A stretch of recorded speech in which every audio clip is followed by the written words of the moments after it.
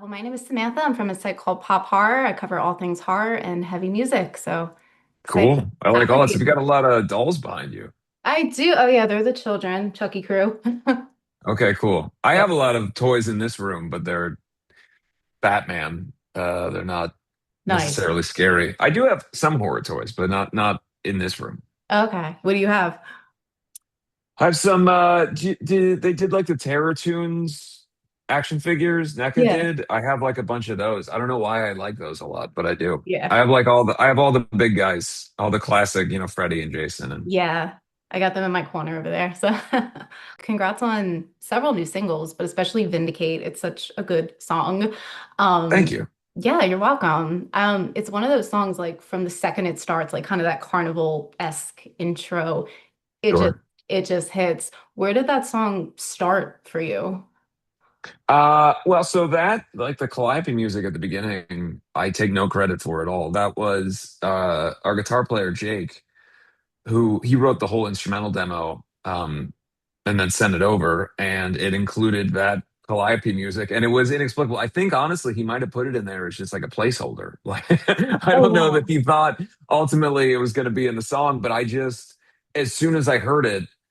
I felt like it thematically would be such a cool way to A, like kick off the record, and then B, play into the sort of just off kilter nature of some of the lyrics and stuff. So I really loved it, and it remains. I think it was just like a stock loop that he found in Pro Tools that he put in there as a placeholder, and now it kicks off our record. Yeah, it works perfectly. But as far as the lyrics, I feel like anyone who's had that like big dream and struggled to get to the big dream can just so relate to this song, especially the main lyric, I'll fucking vindicate my life. Sure. Where did that line come from for you, and what does that mean for you at this point? Well, I'm somebody that I think it started when I was a really young kid. I always felt a little bit like I was counted out by my peers, and I was like to say like I was never picked first in anything.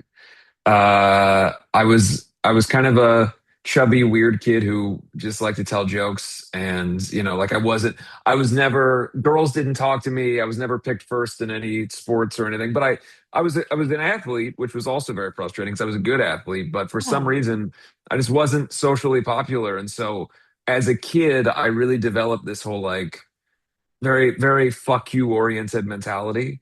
And it carried me into like it helped me a lot when I was really young to be like, you're a fucking idiot and I hate you. And I know that sounds really funny, but that was like, as a kid, it was really beneficial for me. I played hockey, I played football, I played baseball, and I would really like hype myself up. And my dad was a big part of this too, like hype myself up with this sort of like, you got to go out there and show them that they're wrong sort of thing. And so when we started the band, I was 15 when I started the band, and I don't know how old you are, but I'm sure we're privy to, or if you know anything about the band, yeah. there's a lot of hate that has been associated with Black Veil Brides over the years. And so I was a kid when we started the band, and then all of a sudden now the internet is shitting on me. So it just kind of continued on in this whole like chip on my shoulder, fuck you mentality. And as I've gotten older, and I'm 35 now, I don't in my daily life operate constantly thinking fuck you, I'm going to show you. Like it's not all I think about, but when No. it comes to motivation, it is a big part of my life. And it just remains a part of my life, and I also am conscious of the fact that there are pitfalls to that, being somebody who's heavily motivated and oriented around revenge and vindication can be again motivating, but also like it's not particularly fulfilling because you can't win. Like no, you don't ever go like, and I showed everybody. Yeah. I'm sitting in this room with my shiny record plaques, and there's still plenty of people that if you were to ask about my band would go, that band fucking sucks and they're terrible or whatever. So you can't win it. So I wanted to write a record that was about all of those angles, and there are songs on the record that are about like Vindicate that are just very much middle finger, I'm gonna get what I want out of life. And then there are also songs that are maybe it's a waste of time to feel this vindictive all the time. I kind of run the gambit lyrically on the album, but this song, if there were three songs that represented what I write about lyrically and are like our anthems, I would say that this is kind of like the third pillar because a lot of people know In the End or Fallen Angels. Fallen Angels very much about like being kind of an outcast and especially an adolescent feeling like you don't belong. In the End is about sort of the spiritual side of life and seeing yourself as something more. And then this song is about fuck you, I hate you. And so those are kind of the three tenets of my lyrics over the years. Sure. So at age 35, we've reached fuck you, I hate you. I love that. Certainly, well, I think I'm just more introspective about that stuff the older that I get, and I think Yeah. I'm just realistic. My wife and I both got the words revenge tattooed on ourselves, and I got mine on the back of my shoulder because I kind of look at it as like the monkey on my back, right? It motivates me, and it also makes me distrusting of people, and you know, I'm kind of an insular person in that way. Mhm. No, I totally get that. I'm 33, and I feel like with each passing year, it's just not worth it to worry about other people. Yeah. You interact with less and less people, and it's just so much more peaceful that way, I feel. Yeah, I mean, I really don't. The band is a huge part of my life. So Yeah. I spend most of the year touring. So I spend a lot of time with them and I spend time with my wife and my cats. I recently made a new friend and I told him early on, I go, look, I'm a bad person to be friends with. I'm not going to come out. I'm not going to do anything. And, and he forced me to go out the other night and I was like, this is nice, but I'm going to go back to being in my hovel and alone with, the only people I trust, my wife and my cat. Right. Nice. Um, and obviously this is the title track for the album, and you touched on it a Yes. little bit, but can you speak to why this was chosen as the title track and how it just represents this next era of Black Veil Brides? Well, yeah, it just felt like it felt like it encapsulated what the album is the most. And so I've always had every record with the exception of one because it was a self-titled, but we always have a title track in that way. And I try to think about that song being a representation of the tonal energy of the record. And so with this one, it just felt like this song really it informs what the album is, if that makes sense. Yeah, sure. And the album as a whole, can you talk about just creating it? Because it's been a couple years since what was the last one, The Phantom Tomorrow, right? Yeah. Yeah. Have you been like writing all this time or did it come pretty quickly? Yeah, I had a whole different thing I wanted to do.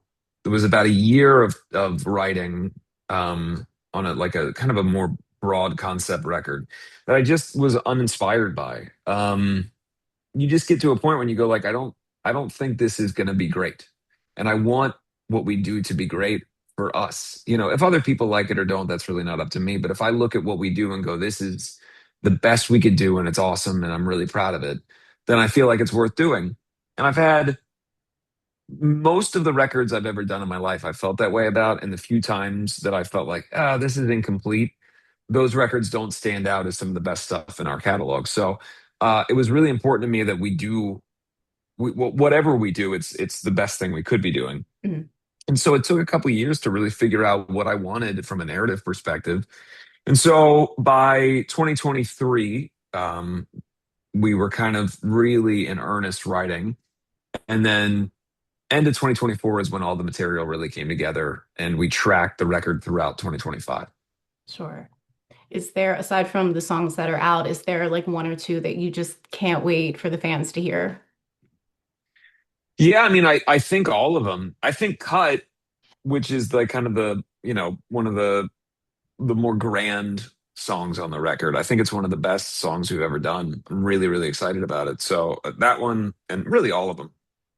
There's a song called Alive on the record that I think is really strong. I just love the whole thing. I'm really excited about it. I really, really sincerely am. I Yeah. think it's certainly among the best things we've done. Yeah. Great. I want to rewind to Vindicate, which has such a cool music video to go along with it. Obviously over the years you've been very vocal about your Catholic upbringing. A lot of the Yeah. songs that you do center around that. I won't make you like rehash all that. But I feel like this video really takes that Catholic imagery to like a whole other level. Where did that idea come from? Well, I got to give credit to the director George, who we worked with on Certainty, and we had kind of thought, well, what Certainty turned out so great, and it was kind of it was a random situation. We happened to be in Colombia, in Bogota, where he works out of and spends half of his time. And it was one of those situations where there's just immediate artistic symbiosis in that way. And so we had sent him this song and said, like, kind of, what do you think? And he sent a treatment that was pretty damn close to what the video ended up being. Mhm. And because early on, I kind of, like you say, like I kind of explained to him where I'm coming from and my perspective on things. And my big thing for this one was I really wanted vampires. That was just a personal, I had never, I guess you could call it a bucket list thing, but I had never done a vampire thing. Really? Yeah. And so it was like, I would really like to do that with this, but I want to do it. I want to do it in a unique way that ties into the imagery of the band in other capacities and is maybe a vampire story that you don't see often. That was kind of my impetus for it. And so he took it and really ran with it. And I think it's awesome. I'm really, really happy with it. Yeah, no, it turned out really good. And I have to ask because obviously the video is super serious, but I feel like filming it probably wasn't that serious, especially with the fake blood and everything. What was filming it like?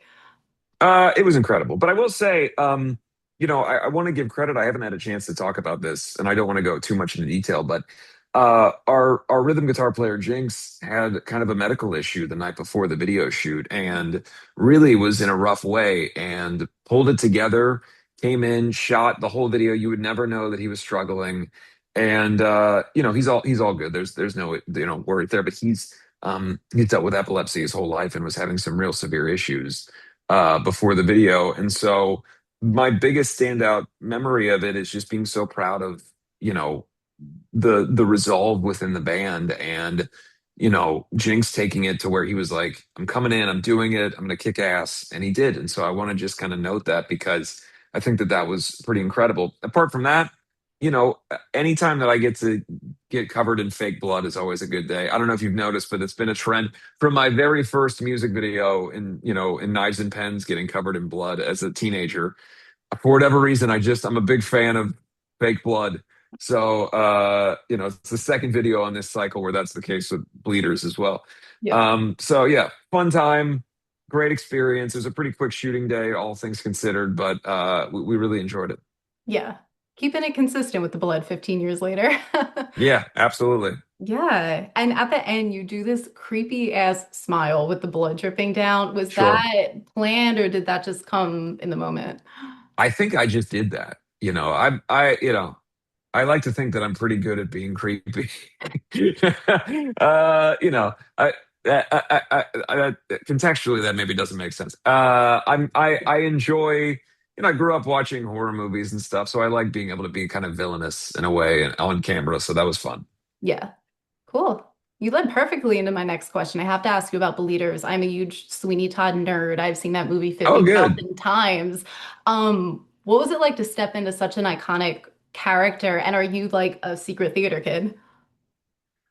Well, I mean, I don't know how secret it is. I've actually been pretty. People who are like hardcore fans of us know that Sweeney Todd was like one of my first things in my life. So when I Mhm. was about 4 or 5 years old, my dad went to CCM, which is a college conservatory of music, and was a musical theater major. And he had cast recordings around the house. And the one that I gravitated to the most was the original cast recording from 1979 of Sweeney Todd with Len Carew and Angela Lansbury. And so I learned the entire uh everything, like all the songs. I could have been off book for Sweeney Todd when I was like 8 years old. So it's been a huge part of my life. And then when I was a teenager, the movie came out, and I was such a big fan that I was a hater of the movie before it came out. Like I was like, it's not gonna fucking be good. Like fuck this movie. Mhm. And then I went to go see it in the theater the day it came out, and I loved it. And so that just even furthered my love of the character. So it was honestly a dream to get to do it. And then we also did My Friends from the show and put out a music video for that, which was really cool. And that was also a dream to get to sing that song. So yeah, it's a big, big part of my life from the time I was literally old enough to learn what a song is. Nice. And as far as horror, I feel like that's such a bit also a big part of what you guys do. Does that also go back to childhood? Like, were you a big horror kid or did that come later in life? I just always liked gothic shit. Like even my favorite superhero is, Batman, and I always liked like darker Batman stories. My favorite when I was a kid, my favorite Batman story was called Crimson Mist, which is where Batman fights Dracula and he refuses to drink blood from people, so he turns into a skeleton. So it's like I have it tattooed on my neck. It's like skeleton Okay. vampire Batman. So like I've just always, even from the time I was like a little kid, I've just always loved that kind of stuff. And like the Tim Burton Batman movies were a big deal for me as a kid. A lot of that shaped the way I viewed stuff. And then also, again, musical theater, Phantom of the Opera was a big deal for me. So like I was kind of primed at a very young age to love dark and gothic shit. So I think horror movies are kind of just the natural progression from that when that's the stuff you like when you're real little. Yeah. But I was also terrified of horror movies when I was really little. And it was one of those terror fascination things. And I always credit the Misfits as the thing that bridged the gap for me. So I was about 9 years old when Famous Monsters came out. And I remember seeing the CD in the store and being like, that is the coolest looking thing I've ever seen. And so I listened to the record and I learned about all the horror movies that they're singing about. And then I was like, oh, I'm going to watch all these. And I was no longer scared of them. They were like, the Misfits bridged the gap and helped me not be scared anymore. Right. Do you have any like current favorite horror movies that you've seen recently, maybe that influence your Uh, stuff? too many. With my wife is the most ardent horror movie watcher of anyone I've ever met. Like all you need to say is that it's a horror movie, and then we Mhm. will watch it. Like I honestly am not nearly the horror intake that she has. Like I'm like, oh, okay, we should probably watch something else. And she's like, no, if it says horror in the description, we are watching that movie. So it is impossible to qualify them. Like even movies we watched the other night, we watched one that was really good, but I wouldn't classify it as a horror movie, but it was listed as a horror movie because of the Sam Raimi connection. But that movie Send Help that came out recently, Okay. Sam Raimi directed it, and it's more thriller than horror, but that was pretty good. But yeah, I mean, we really anything that like fuck, we watch all the Shutter original movies. We're fucking like it's basically impossible for me to say because at any given week I'm watching six different horror movies. Right, right. I feel that. I've been trying to watch ones that I've never seen before. Like I watched a couple nights ago, The Substance. Have you guys seen that one with Of Demi? course. Look, Oh my there's God. not going to be a single fucking movie you're going to say that I haven't That seen. you've That seen. is where Okay. I'm at in my life. If you just start listing them, then I'll disagree with you. Okay. One more, because no one in my life has seen it. Have you seen Tusk with Justin Long? That was the Of weirdest shit I've course. seen. We've watched Okay. it so many times. It freaks me the fuck out. The ending is so sad when Yeah. he's just when it's just his life. I honestly, it's maybe the only movie in my life that had like second and third degree levels of sadness that affected me after the fact. Like I Yeah. I think about it sometimes and I think of him still there as the walrus and it bums me out. Like even Same. though I know it's a movie, I'm like, "Oh my God. He's just a walrus now." Same. I was like so distraught over it like the whole next day. And I'm like, it's literally a goofy walrus movie. Why do I feel like this? But yeah, I It's totally fucked. agree. Yeah, yeah, no, we watched that a bunch. It's fucked. Yeah. And you also wrote two novellas last year, I believe. Bleeder's Yes. First Vampire. What was that like Yeah. for you? Well, the first vampire came from we were working on a comic book series a couple years ago that ended up falling apart, just, Mhm.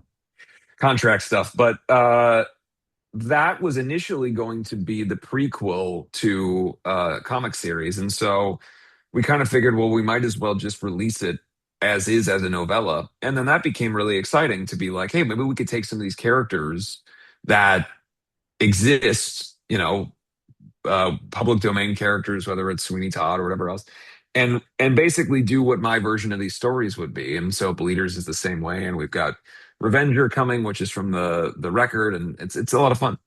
Yeah. And I saw that you've been doing more horror conventions recently. Yeah, Yeah. How does that compare? You're meeting fans one-on-one at a table, you're doing these panels. How does that compare to just being on stage and doing what you normally do?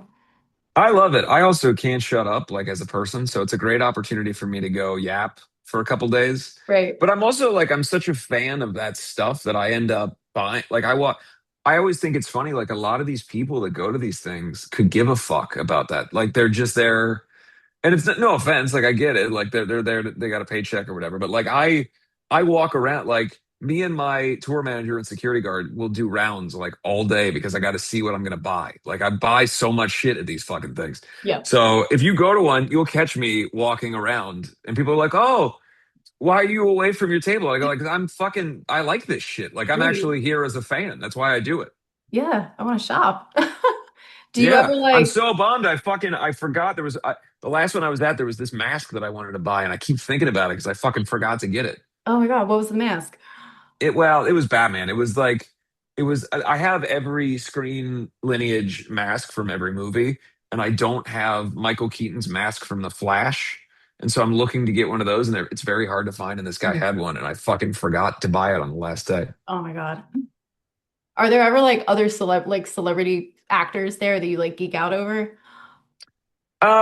No, I could give a fuck. I think most of what they do is pretty boring. Like, and it's not my, like, I'm not blaming them, but like, I've acted in things. It's not particularly interesting to talk about your process. Like, that's why when I do like the panels and stuff, I try to make it fun and not so self-serious because a lot of time those people are like, they're just fucking so serious, man. They take their shit so seriously. Uh, the person I was most excited about seeing is when it's a person that I know more than anything else. Mm. Like getting to see Chris Jericho and hang out with him and go to dinner because he's a friend of mine. Like he was at the last one I did. Getting to catch up with Tyler Maine, who I have known for years, and his lovely family. Like people that I know are great. Mm. But there's one person that is does that circuit that I've never gotten to meet that I would shake in my boots to meet because he was such a hero to me when I was a little kid and has been so meaningful to me. And that is the wrestler Sting from WCW. Okay. Uh, like 60% of my entire life's aesthetic came from wanting to copy him as a little kid. So I would sincerely be nervous to meet him. That would be one. That'd be the one. Yeah, they get a lot of Yeah. wrestlers at them things, so maybe someday. I know. We just like I'm looking every time I get asked to do one, I'm like, is fucking Sting gonna be there? And he never is. Oh my God. Okay, so in the next couple of weeks, in addition to these like conventions you've been doing, obviously you have the North American tour coming Yep. up. Yeah, exciting. How do you keep your tours feeling fresh? Obviously for the fans, but also for you, because obviously it comes with some tradition. You got to sing Knives and Pens in the end. Yeah. But how do you keep it fresh for everyone? Well, we have kind of an advantage right now because we kind of took a year and a half off from very seriously touring. Mm. We haven't done a US headline tour in 2 years. So there's a little bit of, you're bringing a show back that hasn't been around. But you also want to like, I think the big thing is you just got to nail the set list. And we really try to involve fans in that. Like as of us recording this, tomorrow, we're going to be doing like an interactive thing with a fan vote for people to be able to pick songs in the set list and stuff. So we like to make it as open as possible. But the reality is, we're going to play all the hits, we're going to play all the songs people know, but we're also going to play a bunch of new material. So it's a lot of rehearsal and it's a lot of keeping your stamina up and making sure the show is as good as possible. Yeah. Nice. And you've been doing this for so long. Do you enjoy touring? Like, are there any challenges, or is it just all fun for you? I love the shows. Yeah. I always say, the shows and meeting the fans are the cool part. The rest of it is will never be easy.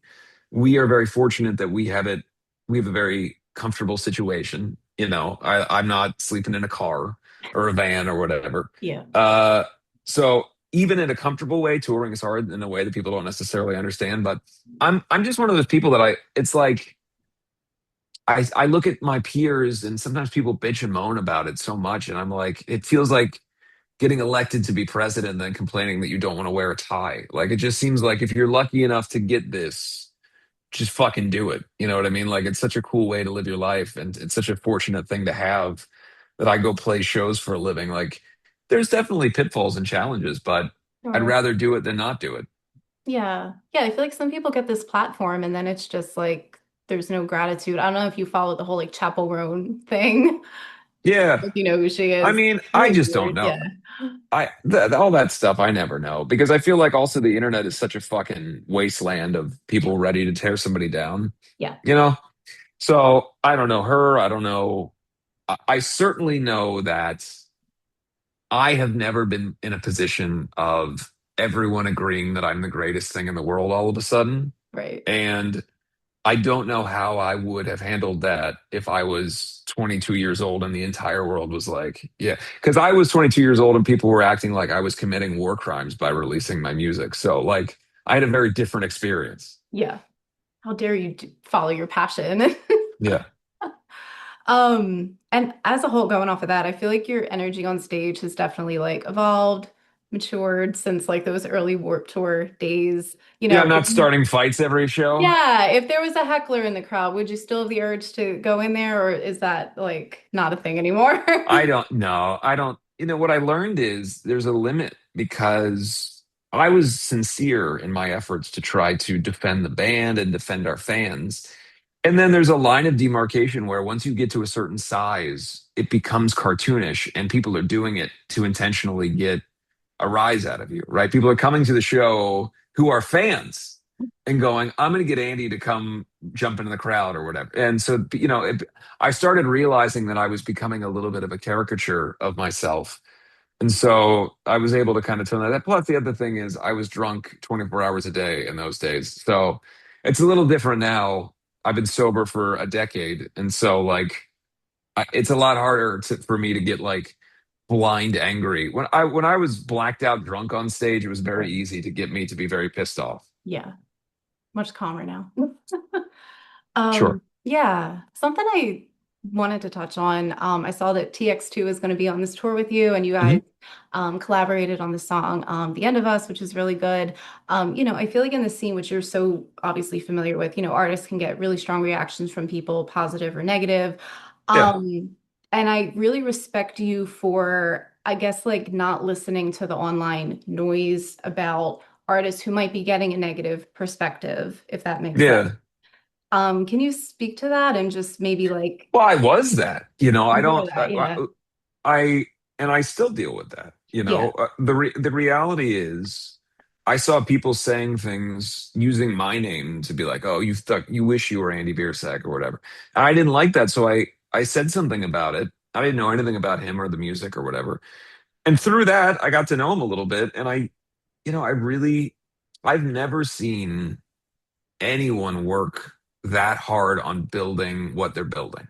You know, I guess I could say that I think I worked that hard, but I didn't observe myself because I am me. Right. But and I watch my wife do the same. But as far as like a young person coming up at the industry, Juliet and I had lunch with him and Cam, the guitar player, and we both came away from it just so impressed by them.